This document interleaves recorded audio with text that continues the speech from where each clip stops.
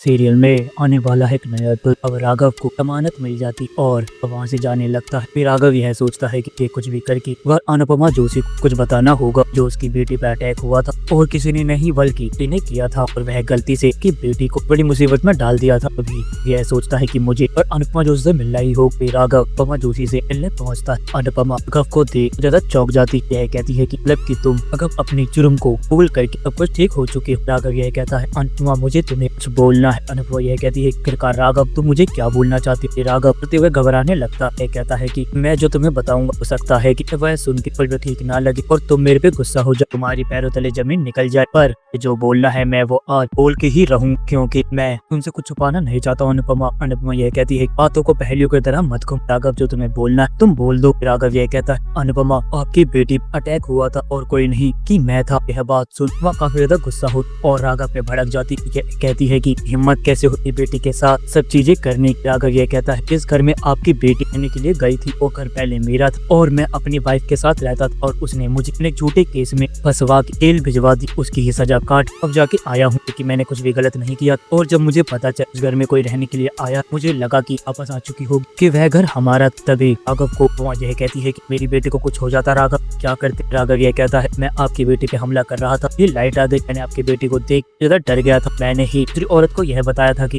आपकी बेटी जख्मी है। राघव को यह कहती है अनुपमा जो तुमने किया के लिए तुम्हें सजा जरूर मिलेगी। तो मैं मानती हूँ तुम्हें झूठे केस में फंसाया गया, तुम जानबूझ के जुर्म नहीं कर सकते, तुम्हारी वजह से मेरी बेटी को कुछ हो जाए तो मैं तुम्हें कभी नहीं छोड़, मुझे शक पहले ही हो गया, तुम्हारे हाथ पे जख्म का निशान है, मेरी बेटी ने मुझे बताया था उसने उनको दिया था, पर मैं ये सोच रही थी जेल से वापस कैसे आ सकते हो, जेल से बाहर आना के लिए संभव नहीं है, तुम आए हो और तुमने अपने मुंह से एक गुनाह कबूल किया, इसका मतलब कि कब तुम्हें अपने गुनाह को मानना पड़ेगा, तुम्हें वापस जेल जाना होगा कि मैं नहीं चाहती हूँ तुम अगली बार की बेटी के साथ फिर से ये करो। राघव ये कहता मैं आपकी बेटी के साथ कुछ भी नहीं करने वाला, आप मुझे ये मत करिए क्योंकि मैं बहुत मुश्किल से अपने आप को संभाल आपके पास आया हूँ सब चीजें बताने, क्योंकि मेरे को ये बात खाई जा रही कि मैंने एक बेकसूर हमला करके एक बच्ची को डरा दिया। राघव को यह कहती है कि तेरे वजह से बेटी कितनी डरी सहमी रहती और कभी ठीक भी नहीं होगा तो तुमने किया है उसके साथ। राघव यह बोलता है ये माफ कर दो अनुपमा जोशी, अगली बार ऐसा नहीं करूँगा। अनुपमा यह कहती है कि अगली बार तुम बार रहोगे नहीं, राघव ने तुम्हारी मदद करी उसके साथ साथ तुम्हारी जिंदगी भी खराब होगी कि मुझे पता है क्यों